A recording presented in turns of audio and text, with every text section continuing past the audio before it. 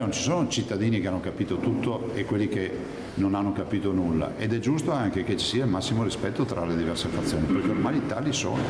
E penso che questo sia pericoloso, non solo perché qualcuno potrebbe anche uscire di senno, come abbiamo visto negli episodi di Roma, da condannare senza se e senza ma potrebbe essere ancora peggio, che questo coronavirus ci lascia degli strascichi che non saranno assolutamente gradevoli, che sono quelli di una comunità spaccata. Mancano poche ore all'entrata in vigore dell'obbligo di Green Pass sui luoghi di lavoro e il governatore Luca Zaia non nasconde la preoccupazione per il rischio di una deriva sociale che potrebbe sfociare in un conflitto vero e proprio. Penso che a livello nazionale si dovrebbe avviare un'attività di pacificazione fondamentale, senza per carità rivedere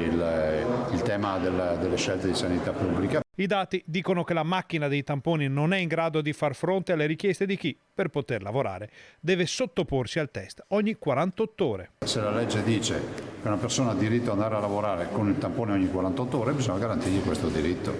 e questo non va a inficiare le scelte che hanno fatto a livello nazionale rispetto al Green Pass, ma va a consolidare un rapporto che deve essere un rapporto solido con i cittadini. Il governatore rinnova la richiesta al governo di dare la possibilità alle aziende di poter utilizzare in modo autonomo i tamponi per i propri dipendenti. Una soluzione potrebbe essere ad esempio parziale, potrebbe essere rappresentata da riconoscere la possibilità alle aziende, ai nostri imprenditori, di poter utilizzare autonomamente i tamponi in azienda.